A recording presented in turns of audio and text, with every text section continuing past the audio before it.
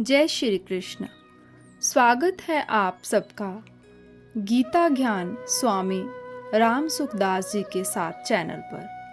आज हम पढ़ेंगे श्रीमद् भागवत गीता के अध्याय 1 का श्लोक 14 और समझेंगे इसका गहरा अर्थ, जीवन संदेश और स्वामी राम सुखदास जी की सरल व्याख्या।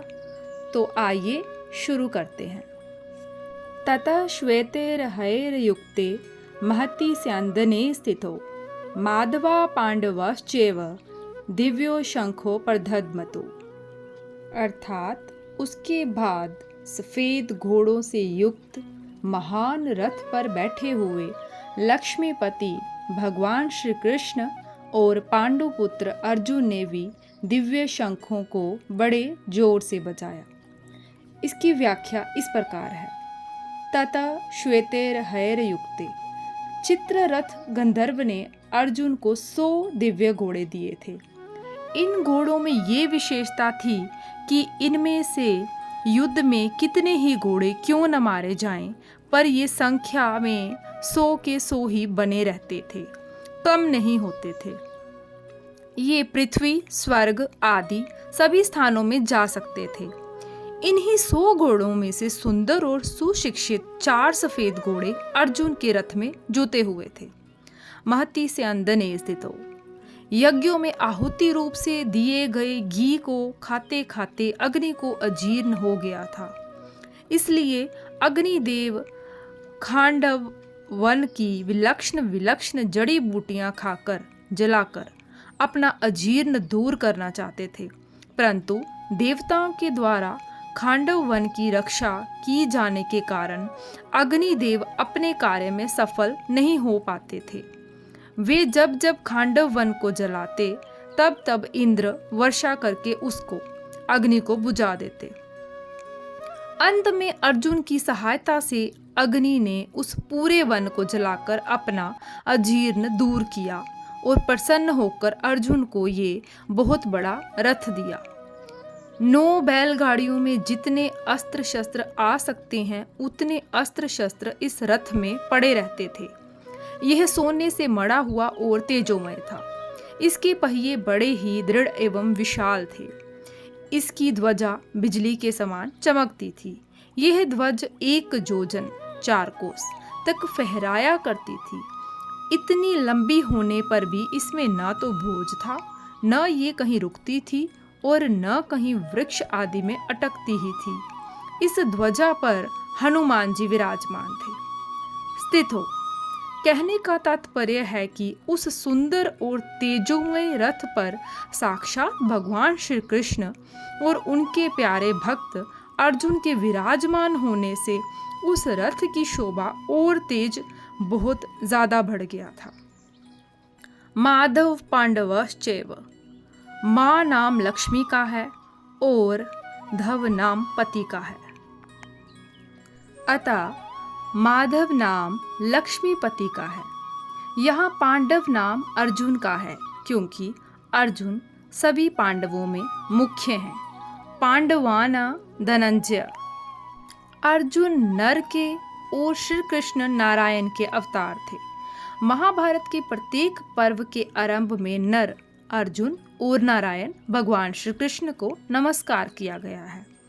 नारायणम नमस्कृत्य नरम चैव नरोत्तमम। इस दृष्टि से पांडव सेना में भगवान श्री कृष्ण और अर्जुन ये दोनों मुख्य थे। संजय ने भी गीता के अंत में कहा है कि यहाँ जोगेश्वर भगवान श्री कृष्ण और गांडीव धनुषधारी अर्जुन रहेंगे, वहां पर ही श्री विजय विभूति और अटल नीति रहेगी। गीता 18वां अध्याय 78वां श्लोक। दिव्यो शंखो प्रदध्मतो, भगवान श्री कृष्ण और अर्जुन के हाथों में जो शंख थे वे तेजोमय और अलौकिक थे। उन शंखों को उन्होंने बड़े जोर से बजाया।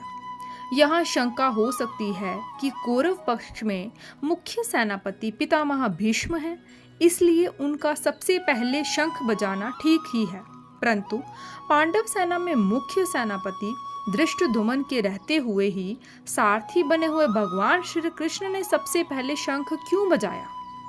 इसका समाधान है कि भगवान सारथी बने चाहे महारथी बने, उनकी मुख्यता कभी मिट ही नहीं सकती। वे जिस किसी भी पद पर रहें सदा सबसे बड़े ही बने रहते हैं, कारण कि वे अच्युत हैं, कभी च्युत होते ही नहीं। पांडव सेना में भगवान श्री कृष्ण ही मुख्य थे और वे ही सबका संचालन करते थे। जब वे बाल्यावस्था में थे उस समय भी नंद उपनंद आदि उनकी बात मानते थे। तभी तो उन्होंने बालक श्री कृष्ण के कहने से परंपरा से चली आई इंद्र पूजा को छोड़कर गोवर्धन की पूजा करनी शुरू कर दी। तात्पर्य है कि भगवान जिस किसी अवस्था में, जिस किसी स्थान पर और यहाँ कहीं भी रहते हैं, वहाँ वे मुख्य ही रहते हैं। इसलिए भगवान ने पांडव सेना में सबसे पहले शंख बजाया। जो स्वयं छोटा होता है वही ऊंचे स्थान पर नियुक्त होने से बड़ा माना जाता है।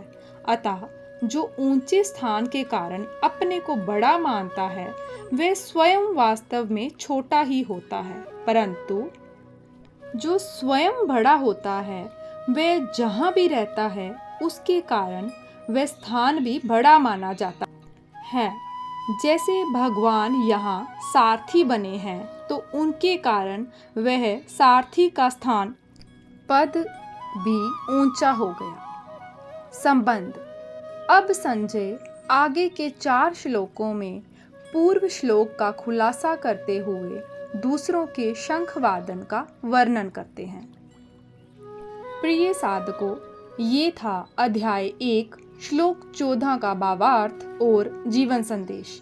हमें ये श्लोक सिखाता है कि जब धर्म और सत्य की रक्षा का समय आता है तब उसका उद्घोष पूरे आत्मबल और निडरता के साथ करना चाहिए।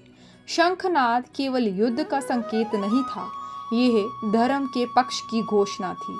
जीवन में भी जब हम सत्य और धर्म के साथ खड़े होते हैं तो आत्मविश्वास और दृढ़ता से अपनी बात रखनी चाहिए। यही हमारी असली शक्ति है।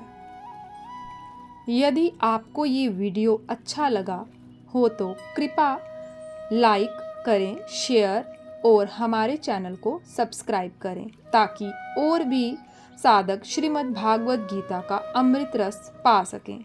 श्री राम सुखदास जी की व्याख्या से। जय श्री कृष्ण।